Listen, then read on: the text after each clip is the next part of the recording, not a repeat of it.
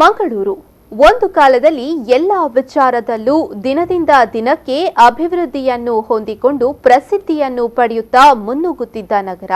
ಆದರೆ ಇತ್ತೀಚೆಗೆ ಯಾಕೋ ಮಂಗಳೂರು ಅಭಿವೃದ್ಧಿಯಲ್ಲಿ ಹಿನ್ನಡೆಯನ್ನು ಅನುಭವಿಸುತ್ತಿದೆಯಾ ಎನ್ನುವ ಅನುಮಾನ ಮೂಡುತ್ತಿದೆ. ಇದಕ್ಕೊಂದು ರೀಸೆಂಟ್ ಎಕ್ಸಾಂಪಲ್ ಅಂದ್ರೆ ಸ್ವಚ್ಛ ಸರ್ವೇಕ್ಷಣಾ ಸಮೀಕ್ಷೆ.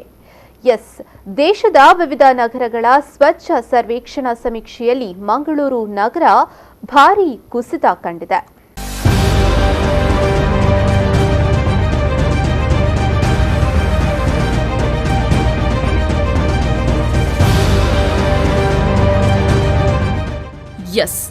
ಈ ಒಂದು ವಿಚಾರ ಮಂಗಳೂರು ಎತ್ತ ಸಾಗ್ತಾ ಇದೆ ಎನ್ನುವ ಪ್ರಶ್ನೆಯನ್ನ ಹುಟ್ಟುಹಾಕಿದೆ. ಸ್ವಚ್ಛತೆಯ ಹುರುಪು ನಿರಂತರವಾಗಿರಬೇಕು ಎಂಬ ಕಾರಣದಿಂದ ದೇಶದ ವಿವಿಧ ನಗರಗಳ ಸ್ವಚ್ಛತೆಯ ಮಟ್ಟ ಅಳೆಯಲು ವರ್ಷಕ್ಕೊಮ್ಮೆ ನಡೆಸಲಾಗುವ ಸ್ವಚ್ಛ ಸರ್ವೇಕ್ಷಣಾ ಸಮೀಕ್ಷೆಯ ರ್ಯಾಂಕಿಂಗ್ನಲ್ಲಿ ಮಂಗಳೂರು ನಗರ ಭಾರೀ ಕುಸಿತ ಕಂಡಿದೆ. ಪ್ರಾರಂಭದ ವರ್ಷಗಳಲ್ಲಿ 100ರ ಒಳಗಿರ್ತಾ ಇದ್ದ ರ್ಯಾಂಕಿಂಗ್ ಪ್ರಸ್ತುತ 165ಕ್ಕೆ ಕುಸಿದಿದೆ. 2019ರ ಮೊದಲ 4 ತಿಂಗಳ ಅವಧಿಯ ಲೀಗ್ನಲ್ಲಿ 101ನೇ ಸ್ಥಾನದಲ್ಲಿದ್ದ ಮಂಗಳೂರು 2ನೇ 4 ತಿಂಗಳ ಅವಧಿಯಲ್ಲಿ ಒಟ್ಟಾರೆ ರ್ಯಾಂಕಿಂಗ್ನಲ್ಲಿ 165ಕ್ಕೆ ಕುಸಿದಿದೆ. ಮಂಗಳೂರಿನ ರ್ಯಾಂಕಿಂಗ್ ಕುಸಿತಕ್ಕೆ ಮುಖ್ಯವಾಗಿ ಪಚ್ಚನಾಡಿಯ ತ್ಯಾಜ್ಯ ರಾಶಿ ಕುಸಿತವೇ ಕಾರಣ ಎನ್ನಲಾಗ್ತಾ ಇದೆ.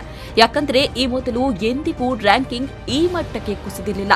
ಹಿಂದೆ ಡೋರ್ ಟು ಡೋರ್ ತ್ಯಾಜ್ಯ ಸಂಗ್ರಹ, ಕಸದ ಬಿನ್ಗಳು ಇಲ್ಲದ ಸಂದರ್ಭದಲ್ಲೂ ರ್ಯಾಂಕಿಂಗ್ ಇಷ್ಟೊಂದು ಕನಿಷ್ಠ ಮಟ್ಟಕ್ಕೆ ಕುಸಿದಿರಲಿಲ್ಲ.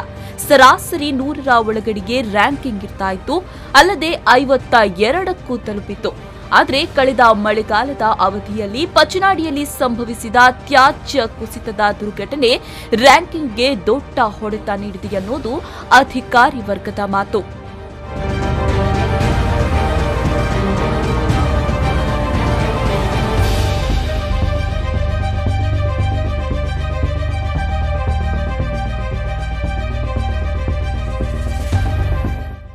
ಒಂದು ಲಕ್ಷದಿಂದ 10 ಲಕ್ಷ ಜನಸಂಖ್ಯೆ ಇರುವ ನಗರಗಳನ್ನು ಹೋಲಿಸಿದರೆ ಕರ್ನಾಟಕದ ನಗರಗಳಲ್ಲಿ ಮೈಸೂರು ದೇಶದಲ್ಲಿ ನಿರಂತರವಾಗಿ ಅಗ್ರ ಸ್ಥಾನವನ್ನ ಕಾಯ್ದುಕೊಂಡು ಬಂದಿದೆ.